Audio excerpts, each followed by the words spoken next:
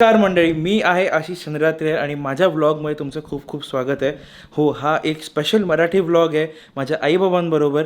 कारण तुम्ही सगळ्यांनी खूपदा मेसेज करून मला सांगितलं होतं की आशिष, एक व्लॉग तरी आईबाबांबरोबर मराठीमध्ये झालाच पाहिजे. आणि मी म्हटलं yes, definitely, why not. So म्हणून स्पेशली मी आज आईबाबांबरोबर घेणार आहे त्यांचा इंटरव्ह्यू. त्यांची आत्तापर्यंतची कशी अमेरिकेची पूर्ण ट्रिप झाली, प्रवास कसा झाला आणि काय काय अनुभव त्यांनी घेतले ते आम्ही शेअर करणार आहे या व्लॉगमध्ये. सो नक्की पूर्ण बघा अगदी शेवटपर्यंत, because this is going to get interesting. सुरू करूया. पहिला प्रश्न, तुमचा आत्तापर्यंतचा ओव्हरऑल प्रवास अमेरिकेतला कसा झाला? म्हणजे थेट अगदी घरून म्हणजे मुंबईतून निघून ते तुम्ही न्यूयॉर्क एअरपोर्टमध्ये लँड झाला आणि त्यानंतर इकडे साधारण आपण जेवढं पण फिरलो तर ओव्हरऑल प्रवास कसा झाला? प्रवास सुरू झाला तेव्हा एअरपोर्टपासून एअरपोर्टवरती आम्हाला व्हीलचेअर मिळाली दोघांनाही. काहीच प्रॉब्लेम नाही झाला. थेट अगदी जागेवर बसेपर्यंत तुझ्या आईला तर त्याने व्हीलचेअरवरून नेलं. छोटी व्हीलचेअर, ती वेगळी आईल आईल म्हणतात त्याला. आईलचे तुम्हाला माहिती असेल तर आईला फक्त पायाचा त्रास आहे म्हणून तिला प्रोस्थेटिक लेग आहे, म्हणून मग ती जास्त चालू नाही शकत कारण तिला अजून सवय नाही आहे पूर्णपणे त्या प्रोस्थेटिक लेग बरोबर चालवायची. म्हणून आम्ही ऑलरेडी एक व्हीलचेअर असिस्टन्स सिलेक्ट केला होता. युनायटेडची फ्लाईट होती त्यांची, व्हीलचेअर असिस्टन्स सिलेक्ट केला. त्याच्यावर मी एक वेगळा सेपरेट व्लॉग बनवीन येणाऱ्या दिवसात. पण येस, कंटिन्यू. सो म्हणून त्यांना ती व्हीलचेअर मिळाली आणि बाबासाठी पण बुक केली होती, म्हणजे दोघे एकत्र ट्रॅव्हल करू शकतील आणि बाबाला पण जास्त चालायला नाही लागणार. एक्झॅक्टली. नाही तर व्हीलचेअर घेऊन तो माणूस पुढे पुढे जाईल, आणखी मग चालणारा माणूस खूप मागे राहतो. म्हणून चुका होऊ नये म्हणून दोघांनाही व्हीलचेअर आम्ही घेतली होती. आणखी त्याचा खूपच फायदा झाला.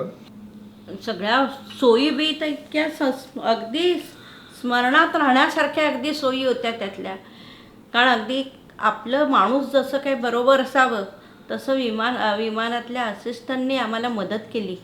जसं काय जणू काय आमच्यावर आमचा मुलगाच आहे असा आम्हाला भास होत होता की त्यांनी सगळं आम्हाला अगदी सामानापासून सीटवर बसवेपर्यंत मदत केली. परत बाहेर येईपर्यंत अगदी मुलाच्या हातात सोपवेपर्यंत त्यांनी आम्हाला सगळ्या प्रकारे मदत केली. त्यांनी काहीच आम्हाला त्रास होऊन दिला नाही. सामानाचं आमचं उचलून सामान बरोबरीने घेणं, ते उचलून आमच्या व्हीलचेअर बरोबर दोघांच्याही बरोबर ठेवणं, हे सगळं असिस्टंटने व्यवस्थित काम केलं. आणि हे मी स्पेशली रेकॉर्ड करतोय कारण हा जो व्लॉग आहे त्याच्यामध्ये आपण जास्त फोकस करणार आहे की साठीत अमेरिकेतला प्रवास केलेल्यांचा अनुभव या व्लॉगच्या जरिये मी तुम्हाला सांगणार आहे. म्हणून हे सगळे काही अनुभव आहेत स्पेशल, ते मी फक्त रेकॉर्ड करतो. सो US मध्ये तुम्हाला फिरणं वगैरे कसं वाटलं? बाकी ओव्हरऑल म्हणजे US मध्ये जेवढं पण आपण फिरलो ते कसं वाटलं? नाही, US मध्ये पहिली म्हणजे आजपर्यंत न अनुभवलेली गोष्ट म्हणजे इकडे उबरमध्ये सुद्धा आईची तुझ्या व्हीलचेअर एकदम व्यवस्थित आतमध्ये जात होती. तो लॉक करत होता, 1 सेंटीमीटरसुद्धा ती व्हीलचेअर हलत नव्हती. ती बरोबर जागी फिक्स झाली. ज्या डेस्टिनेशनला पोचल्यानंतर बरोबर तो स्वतः काळजीपूर्वक आईला खाली उतरवत होता. त्याचप्रमाणे आपण जो बसमधून प्रवास केला त्या बसमध्ये सुद्धा, बसला लिफ्ट होती, त्या लिफ्टमध्ये आईची व्हीलचेअर ठेवून ती त्याने वर नेली. ते आईला वरती जागेवर बसवलं, तिथेही लॉक केली. प्रत्येक स्टॉपला ड्रायव्हर स्वतः यायचा, चेक करायचा काही लूज झाला आहे का किंवा काय. एवढं छान. म्हणजे इथे जे अपंग आहेत किंवा वयस्कर आहेत त्यांची खूपच प्रकारे काळजी घेतली जाते. आणि ॲम्ट्रॅकमध्ये सुद्धा मी तेच सांगणार होतो की ॲम्ट्रॅक्समधून आपण जेव्हा गेलो तेव्हा सुद्धा तिकडे ती रेड कॅप सर्व्हिस आहे. तिकडे जरुरी नाही की फक्त वयस्कर किंवा डिसेबल्ड अपंगांनाच मदत करतात. ज्यांना मदत हवी आहे त्या सगळ्यांना तिकडे मदत होते. कुठल्याही प्रकारचं सामान नेण्याकरता म्हणा किंवा कुठल्याही प्रकारचं असिस्टन्स हवा असेल. आणि ऑल्सो ही झाली ॲमट्रॅकची गोष्ट. ॲमट्रॅकच्या फक्त गाड्यांमध्ये आणि प्लॅटफॉर्ममध्ये थोडीशी गॅप असते, पण ॲमट्रॅक सोडली तर न्यूयॉर्कची जी सबवे ट्रेन आहे किंवा न्यूजर्सी टू न्यूयॉर्क जाण्याची जी 5 ट्रेन आहे त्याच्यामुळे तर डायरेक्ट व्हीलचेअर सरळ थेट जाते. त्याच्यामुळे तुम्हाला वेगळं ब्रिज वगैरेची गरज नाही पडत. सो तुम्ही लिटरली सगळे जे लोकल ट्रान्सपोर्टेशन आहेत ते तुम्ही स्वतःहून वापरू शकता. That is the best part. आणि दुसरी गोष्ट, प्रत्येक बिल्डिंगमध्ये जो दरवाजा आहे, आपण नॉर्मली आपण समोर गेलो की स्लायडिंग डोअर असतो, तो इलेक्ट्रिक सेन्सर वगैरे त्याने उघडतो, पण इथे जे दरवाजे स्लायडिंग नाही आहे, जे हिंजेसवर उघडतात, ते दरवाजा उघडण्याकरता तिथे बाहेर एक बटन असतं. ते बटन दाबलं की तो दरवाजा ऑटोमॅटिकली उघडला जातो. सो ते पण एक खूप चांगली गोष्ट, खूप चांगली सोय आहे ठेवलेली.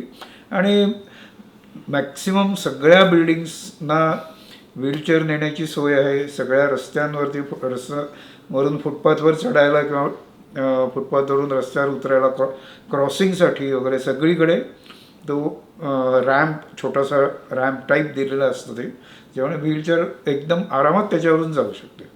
येस. आणि हे आम्ही बऱ्याचशा ठिकाणी गेलो होतो. आम्ही सेंट पॅट्रिक्स कॅथिड्रलमध्ये गेलो होतो, न्यूयॉर्क पब्लिक लायब्ररीमध्ये गेलो होतो, बॅटरी पार्कमध्ये गेलो होतो, वॉल स्ट्रीटमध्ये गेलो होतो, ऑक्युलसमध्ये गेलो होतो. सगळीकडे तुम्हाला तुमची व्हीलचेअर घेऊन जाण्याची सोय असते. So that is really really commendable. की बाबा, खायचे पदार्थ आपण इतक्या सगळ्या गोष्टी ट्राय केल्या. आपण इटालियन क्विझिन ट्राय केलं, ते तर मी घरी पण बनवलं होतं. आपण अमेरिकन चायनीज ट्राय केलं. आम्ही PF चँग म्हणून एक रेस्टॉरंटमध्ये गेलो होतो. मग बाकी आपण प्रॉपर अमेरिकन फूड ट्राय केलं.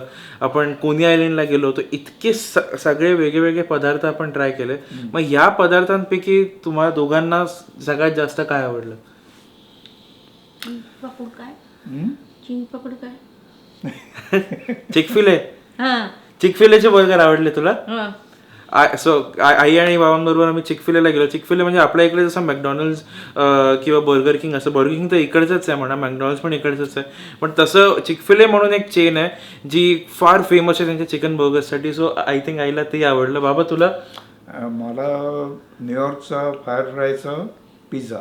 ब्रुकलिन फायरफ्लाय माझी सगळ्यात फेवरेट जागा आहे. ब्रुकलिन आणि न्यूयॉर्क, स्पेशली न्यूयॉर्क शहर पूर्णपणे हेच पिझ्झासाठी फार फार फार फेमस आहे. म्हणजे जेवढे मला वाटतं इटलीमध्ये पिझ्झा फेमस असेल तेवढे त्याच्यापेक्षा जास्त पिझेरिया ॲक्च्युली न्यूयॉर्कमध्ये असं वाटतं. पण त्याच्यामध्ये माझं एक फेवरेट आहे ब्रुकलिन फायरफ्लाय, जे बेरिजमध्ये येतं. ब्रुकलिनच्या एक छोटंसं नेबरहुड आहे, तर तिकडे आम्ही गेलो होतो आणि ते मला वाटतं बाबाला सगळ्यात जास्त आवडलं रे. मस्त पिझ्झा होता, एकदम सुंदर. सो आई, आता तुला मी एक गोष्ट विचारली की एक गोष्ट मला सांग जी तुला अमेरिकेतली सगळ्यात जास्त आवडली, तर तू काय सांगशील? त्याच्यात सगळ्यात पहिली अपंगांसाठी असलेली सेवा आणि दुसरे तिकडचे असलेले रस्ते. आई जेव्हापासून आली तेव्हापासून फक्त म्हणते की तिला रस्ते खूप आवडले तिकडचे. रस्त्याला तर खड्डेच नाहीत, इतके सुंदर रस्ते त्यांनी बांधले आहेत. वरून खालून पूल तर इतके छान आहेत. सगळीकडे वरून खालून जाण्यासाठी पूल म्हणजे बघाल तर एकेका ठिकाणी रस्त्यावर एका याच्यावर 5-5, 6-6 पूल एकावर एकाचे चढवलेले आहेत. पण इतक्या सुंदर पद्धतीने त्याचं बांधणी आहे की बघण्यासारखं आहे. आणि बाबा, रस्त्यावरनं आठवलं की तू पण इकडे गाडी चालवून बघितली होती. कारण जर तुमच्याकडे इंडियन लायसन्स असेल आणि तुम्ही ॲज अ टुरिस्ट येत असाल US ला, तर इंडियन लायसन्स जर तुमचं as long as it is in English, तर तुम्हाला अगदी इंटरनॅशनल ड्रायव्हिंग परमिटची पण गरज नसते. मोस्टली बऱ्याचशा स्टेट्समध्ये, न्यूयॉर्क, न्यूजर्सीमध्ये तुम्हाला गरज नाही आहे. बाबाचं तर मुंबईचंच आहे, महाराष्ट्राचं आहे, तर मग ते सगळं इंग्लिशमध्ये आहे, नाव आणि ड्रायव्हिंग लायसन्स नंबर वगैरे सगळं. तर मग तुम्ही त्या लायसन्सवर इकडे टेम्पररी टाईमसाठी आला असाल तर तुम्ही चालवू शकता. तुम्हाला इकडच्या लायसन्सची किंवा इंटरनॅशनल ड्रायव्हिंग परमिटची गरज नसते. म्हणून बाबांनी चालवून बघितलं. बाबा, तुला कसं अनुभव झाला? तू तर डायरेक्ट हायवेवर चाललीस, I-80 किंवा I-95वर, I-90वर चालवलीस मला वाटतं. तर कसं वाटलं एक्सपिरियन्स? नाही, ॲक्च्युली एक तर पहिली गोष्ट म्हणजे तुझी गाडी, ती गाडी मला इकडे तिकडे जाऊच देत नव्हती. जरा जरी लेनच्या बाहेर जायला लागलं की गाडी एक तर स्वतःला अलाईन करून घेत होती, आणखी अलार्मही देत होती. ही एक गाडीची गोष्ट झाली. पण अदरवाईज हायवेजवरती मला प्लॅनिंग तर खूप सुंदर वाटलं की खूप आधीपासून तुम्हाला कुठे जायचं आहे, म्हणजे तुम्हाला माहिती असायला पाहिजे की आपल्याला डेस्टिनेशनला कुठला एक्झिट घ्यायचा आहे. मग त्या हायवे आधीपासूनच तुमचं एक्झिट एवढं 1 मैलावर आहे, मग अर्ध्या मैलावर आहे, मग पाव मैलावरती आहे. तो एक्झिट जवळजवळ जसा आहे तो तशी आपण लेन चेंज करायची. आणि दुसरी गोष्ट म्हणजे इकडचे जे ट्रॅफिकचे नियम आहेत किंवा रस्त्यावरती जे पट्टे मारलेले आहेत त्या प्रत्येक पट्ट्याची एक भाषा आहे, त्याला अर्थ आहे की 2 सरळ पट्ट्या शेजारी शेजारी असतील, पांढऱ्या पट्ट्या असतील तर काय, पिवळ्या पट्ट्या असतील तर काय. आणि ह्या सगळ्याचं पालन इकडचे चालवणारे लोक करतात. त्याच्यामुळे ट्रॅफिक जाम किंवा असा प्रकार जो आहे किंवा जिथे 4 लेनच्या पुढे जाऊन 2 लेनमध्ये मर्ज होतात तिथे सुद्धा एकमेकाला म्हणजे जो पहिला आलाय त्याला आधी जायला देणं, मग आपण जाणं. असे छोटे छोटे सांगण्यासारखं पुष्कळ आहे ते, जे म्हणजे संपणार नाही कधीच. नक्कीच. खूप ट्रॅफिकच्या बाबतीत तिथे लोकांमध्ये अवेअरनेस आणि खूप आहे. आणि आता तुम्ही शहरं बघितली, तू आणि आई, तू पण सांग हा. तुम्ही न्यूयॉर्क शहर बघितलं, मुख्यतः तुम्ही फिलाडेल्फिया बघितलं, आपण वॉशिंग्टन DC बघितलं आणि आपण बॉस्टन बघितलं. तर या 4 शहरांपैकी तुम्हाला शहर कुठलं आवडलं? कारण ही ईस्ट कोस्टची म्हटली तर नॉर्थ ईस्ट कोस्टची सगळ्यात मोठ्या शहरांपैकी आहेत ही 4 शहरं. तर मग ह्यांच्यापैकी तुम्हाला काय आवडलं सगळ्यात जास्त?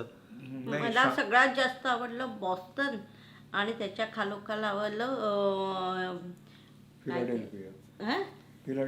फिलाडेल्फिया नाही, वॉशिंग्टन आवडलं. तुम्हाला दोघांना न्यूयॉर्क नाही आवडलं? नाही, न्यूयॉर्क हे अगदी महाराष्ट्र दुसरा अतिशय गजबज आहे. मुंबई अगदी मुंबई सारखं गजबजलेलं. त्यामुळे न्यूयॉर्क आम्हाला आवडलं नाही. बॉस्टन सगळ्यात बेस्ट सिटी, कारण एकदम हे शांतता, वातावरण शांत, सगळं गजबजाट नाही कुठेही. त्यामुळे अतिशय आम्हाला बॉस्टन आवडलं, छान आहे. आणि त्याच्या खालोखाल वॉशिंग्टन. नाही, मी तर म्हणेन वॉशिंग्टन DC पेक्षाही फिलाडेल्फियाला शांत जास्त आहे. वॉशिंग्टन DC त्या मनाने गजबजलेला आहे फिलाडेल्फिया. बरोबर, हो बरोबर. वॉशिंग्टन कॅपिटल आहे, DC कॅपिटल आहे, व्हाईट हाऊस आहे, पेंटागॉन आहे, सगळं आहे. बरोबर. मनाने बॉस्टन आणि फिलाडेल्फिया ही 2 शहरं. आता हे फक्त तुम्हाला आईबाबांच्या पर्स्पेक्टिव्हने जेव्हा तुम्ही ऐकाल तेव्हा तुम्हाला कळेल. कारण युजली जे पण यंग लोक असतात सगळे एकदम न्यूयॉर्क, मला न्यूयॉर्कला जायचं आहे, मला न्यूयॉर्कमध्ये राहायचं आहे, मला न्यूयॉर्क बघायचं आहे. न्यूयॉर्कची सगळ्यांना क्रेज असते. बट त्यांच्या आईबाबांसाठी ज्यांनी त्यांचं अख्खं आयुष्य मुंबईसारख्या एका मोठ्या शहरात घालवलं आहे, त्यांच्यासाठी मग थोडं जेव्हा तुम्ही साठीकडे येता तेव्हा तुम्हाला थोडं असं वाटतं की नाही, थोडं शांतता म्हणजे असावं ते शहरासारखं परिसर. अगदीच एकदम गावातलं नको, पण त्यातलं त्या शहरासारखं असूनही जर तुम्हाला थोडं शांतता मिळत असेल, बेस्ट ऑफ बोथ वर्ल्ड्स म्हणतात त्याला, तसं म्हणून मला वाटतं तुम्हाला बॉस्टन आणि फिलाडेल्फिया दोन्ही आवडलं असेल. आता बाबा, आपण फोन प्लॅनबद्दल बोलूया, coming to more practical side of the journey. So बाबांनी आधी बाबाचं वोडाफोनचं कनेक्शन आहे, तर बाबांनी आधी 1 आठवड्याचा बरोबर 1 आठवड्याचा इंटरनॅशनल रोमिंगचा प्लॅन घेतला होता, पण त्यानंतर तो रिन्यू नाही केला. तर मग तुला बाकी सगळ्या सोयी कशा वाटल्या? पण आपण मोस्टली एकत्रच फिरायचो, पण कधी कधी असं व्हायचं की आई बाबा कुठेतरी एका ठिकाणी थांबलेत, मी जाऊन गाडी घेऊन येतो पिकअप करायला, तेव्हा कोऑर्डिनेशन करायला फोन ऑब्व्हियसली लागतोच. तर मग तुला सगळीकडे वायफाय मिळालं का? हो, अगदी सगळीकडे. इव्हन पॅट्रिक चर्च पासून ते सगळ्या रेल्वे स्टेशन्स, मॉल्स, त्याच्यानंतर तुमचे जे काही खाण्याचे पदार्थ, हॉटेल्स आहेत, तर प्रत्येक ठिकाणी वायफाय इझिली अवेलेबल होतं आणि कनेक्ट पण व्यवस्थित होतं, तर काहीच प्रॉब्लेम नव्हता. Very good. आणि मॉल्समध्ये सुद्धा वायफाय अवेलेबल आहे, त्याच्यामुळे काहीच प्रॉब्लेम नाही. हो, सो ॲज लॉंग ॲज तुम्ही कुठल्या तरी मोठ्या इन्स्टिट्यूशनच्या जवळपास किंवा लाईक बस स्टॉपच्या जवळपास असेल, तुम्हाला ऑलमोस्ट सगळीकडे वायफाय मिळतं, अगदी बसच्या आतसुद्धा वायफाय मिळतं. म्हणून मग अगदीच असं खूप गरजेचं नाही, कारण इंटरनॅशनल रोमिंग प्लॅन तुम्ही 1-2 आठवड्यासाठी घेतला तुम्हाला स्वस्त पडू शकतो, पण जर तुम्ही 2 महिन्यासाठी घेतला तर मग तो त्याचा खर्च खूप बिल्डअप होऊ शकतो. म्हणून जर तुम्हाला तो खर्च अवॉइड करायचा असेल आणि खूप इम्पॉर्टंट नसेल तुम्हाला ऑन द गो कनेक्टेड राहणं, तर मग तुम्ही स्किप करू शकता आणि तुम्ही नॉर्मल वायफाय वापरू शकता. एक गोष्ट लक्षात ठेवा की इकडे हॉटस्पॉट शेअर करणं इतकं पॉसिबल नाही आहे. सो इंटरनॅशनल रोमिंग असेल तुमचं, त्यावर तुम्ही हॉटस्पॉट शेअर करू शकाल. पण समजा तुमचा मुलगा किंवा मुलगी कोणी इकडे आहे, तर त्यांना कदाचित वेगळा स्पेशल खर्च करून अजून वेगळा प्लॅन घ्यावा लागेल फक्त इकडचा इंटरनेटवर हॉटस्पॉट शेअर करायला.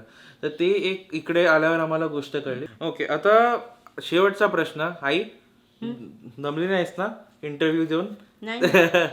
सो आता शेवटचा प्रश्न असा की आता तुम्ही दोघांनी 60मध्ये हा US चा प्रवास केला, तर मग असे इतर आपले जे व्ह्युअर्स असतील किंवा व्ह्युअर्सचे पेरेंट्स ग्रँडपेरेंट्स असतील ज्यांना इकडे यायचं आहे US ला आणि ते पण वयस्कर आहेत, 60मध्ये किंवा त्यापेक्षा जास्त आहेत, तर मग त्यांना तुम्ही काय सजेशन द्याल? नाही, एक तर मी फक्त एकच वयस्कर आणि अपंगांना सांगीन की तुम्ही बिनधास्त या, की इतकी इथे सोयी सुविधा पुष्कळ आहे की त्याच्यामुळे तुम्ही चांगल्या प्रकारे सगळीकडे फिरू शकाल, सगळा आनंद लुटू शकाल. एवढा इथे संपूर्ण आपल्या वयाची आणि ह्याची काळजी घेतली सोयी जाते. सुविधांबरोबरच इकडचे लोकही, जसं आता समजा तुझ्या आईची आम्ही व्हीलचेअर ढकलतोय किंवा कुठेतरी अडकली आहे, तर रस्त्याने जाणारा माणूस पण थांबून विचारायचा, do you need any help. म्हणजे असं नाही की सरकारने ज्या काही सोयी सुविधा दिल्या त्या तर आहेच, पण लोक पण त्याचबरोबर एवढे कोऑपरेटिव्ह आहेत. आपण त्याचबरोबर एक मी सांगेन की यायचं असेल तर बेस्ट सीझन इज एप्रिल नंतर या. इकडच्या स्प्रिंगमध्ये या, स्प्रिंग चालू झाल्यानंतर या, कारण एरवी झाडाला मस्त पालवी फुटलेली असते. हां, म्हणजे वातावरण पण चांगलं असतं, खूप थंडी, खूप बर्फ. म्हणजे आम्हाला तर मजा आली इकडचा बर्फ. आम्ही आलो होतो तेव्हा बर्फ पूर्ण 2-3दा बर्फ पडला मला वाटतं. आणि आलो तेव्हाही बर्फाने पूर्ण भरलेलं होतं रस्ते आणि आजूबाजूचा परिसर सगळं. पण ते सगळं टाळण्यासाठी, गैरसोय टाळण्यासाठी शक्यतो एप्रिल नंतर, एप्रिल ते जून पर्यंत ना रे. बरोबर. हो, नाही जून पर्यंत नाही, अगदी ऑगस्ट पर्यंत, फॉल चालू होईपर्यंत तुम्ही कधी येऊ शकता. आय वुड से तुम्ही एक सीझन चेंजमध्ये आला तर तुम्हाला ते सीझन चेंज पण बघायला मिळू शकतो. तुम्ही स्प्रिंगमध्ये आला, स्प्रिंग टू समर राहिलात, तर तुम्हाला स्प्रिंगमध्ये जे नवीन नवीन झाडांना पानं यायला लागतात आणि त्याच्यामध्ये चेरी ब्लॉसम वगैरे आम्ही वॉशिंग्टन DC मध्ये जे बघितलं ते बघता येईल. किंवा जर तुम्ही समर टू फॉलमध्ये आलात तर तुम्हाला फॉल बघता येईल. ते तर आहेच. आणि अजून एक मी सजेस्ट करीन जे मी आईबांबरोबर अनुभवलं की तुम्ही एक लॉंग ट्रिप प्लॅन करा. इफ युअर स्पेशली जर तुम्ही 60मध्ये असाल तर थोडी लॉंग ट्रिप प्लॅन केली ना तर तुम्हाला ब्रेक घेऊन ट्रॅव्हल करता येतं. सो आम्ही न्यूयॉर्क सिटी ऑलमोस्ट खूप जास्त एक्सप्लोअर केली, पण आम्ही ती कट डाऊन केली जवळजवळ 6-7 दिवसांमध्ये, आणि ते पण स्प्रेड ओव्हर 2-3 वीक्स. तर मग एक दिवस गेलो, 1-2 ठिकाणं बघितली, मग नंतर थोडा आराम केला एक दिवस, मग त्यानंतर जवळपासची कुठली जागा बघितली, परत आराम केला. त्याने काय होतं की त्यांना आराम मिळतो, आणि आराम मिळाला ना की असं एक जागी जाऊन खूप दमल्यासारखं नाही वाटत, आणि मला वाटतं जास्त गोष्टी बघण्याची उत्सुकता येते. करेक्ट. ओके. मला त्यात तुम्हाला एक आवर्जून सांगायचं आहे, अमेरिकेला आलात तर नक्की नक्की नायगरा धबधबा बघा. अतिशय सुंदर. तुम्ही भूगोलात वाचलेला नायगरा धबधबा काय असते आपल्या डोळ्याने अनुभवा. इतके डोळे तृप्त होतात, आणि मस्त बघण्यासारखा नायगरा धबधबा आहे. रात्रीच्या वेळेला बघा आणि दिवसा जाऊन सुद्धा बघा की काय नायगरा धबधब्याचं अक्षरशः तुम्ही वर्णन करू शकणार नाही, इतका धबधबा बघण्यासारखा आहे. तर तुम्ही आवर्जून हा नायगरा धबधबा बघा, हे मी तुम्हाला सांगते. आणि आईला फार उत्सुकता होती नायगराची, मग तिच्यासाठी अमेरिका म्हणजे नायगरा असं होतं. तर मग तिने ॲक्च्युली जेव्हा बघितलं तेव्हा तिचा हॅपीनेस बघून, तिला बाकी सगळीकडे थंडी वाजत होती, पण आम्ही जेव्हा दिवसात नायगरा बघायला गेलो तेव्हा पाणी उडत होतं. ऑलमोस्ट -2 डिग्री होतं तिकडे त्यावेळी, पण तरी आई मला म्हणत होती की नाही, मला इकडे बसव, मला डोळे भरून बघू दे. So yes, definitely Niagara is nice. Niagara is very beautiful. I would suggest की तुम्ही जेव्हा याल तेव्हा जमलं तर येण्याच्या आधी मग कॅनडाचा पण विजा घ्या, कारण कॅनडा साईडनी खूप चांगला दिसतो असं म्हणतात, आणि तुम्ही फक्त लिटरली चालत जाऊ शकता over the bridge. Rainbow bridge आहे, तर त्या रेनबो ब्रिजवरतून तुम्ही चालत जाऊ शकता, आणि कॅनडा साईडचा पण नायगरा फॉल्स बघू शकता. प्रॉपर खूप सुंदर व्ह्यू पण दिसेल तुम्हाला जर जमलं तर. बट या ओव्हरऑल मग कशी झाली तुमची ट्रिप एका वाक्यात जर आपल्याला संपवायचं असेल तर? आम्हाला एका वाक्यात म्हणायचं असेल तर आम्ही म्हणू की पुन्हा पुन्हा पुन्हा अमेरिकेला या. एवढंच सांगू शकेन की आयुष्यात पुन्हा पुन्हा या, की अजून बरंच राहिलं आहे आमचं बघण्यासारखं, तरी आम्ही म्हणू की पुन्हा पुन्हा अमेरिकेला यावं. बाबा. नाही, it was a dream come true खरं सांगायचं तर. Very good. ओके, सो हा व्लॉग आपण इकडेच संपवतोय. प्लीज लेट मी नो तुम्हाला हा व्लॉग कसा वाटला. फक्त बसून आम्ही बोललो, पण मग I thought this was necessary. कारण स्पेशली खूप लोकांना यायचं असतं US ला, खूप लोकांचं स्वप्न असतं आणि खूप लोकांना असं पण वाटतं की अरे आता आपण 50च्या पेक्षा जास्त झालो तर मग आता आपल्याला झेपेल की नाही. आणि माझ्या आईबाबांनी हे करून दाखवलं आहे आणि आईच्या तर इतक्या डिफिकल्ट कंडिशनमध्ये सुद्धा आईने करून दाखवलं आहे. सो आय थिंक तुमच्यासाठी हे थोडं सोपं झालं असेल हा त्यांचा अनुभव ऐकून. जरूर मला कमेंट करून सांगा तुम्हाला हा व्लॉग कसा वाटला. आपण भेटूया नेक्स्ट व्लॉगमध्ये. तोपर्यंत stay safe, have Have fun, fun. Peace Peace out. out.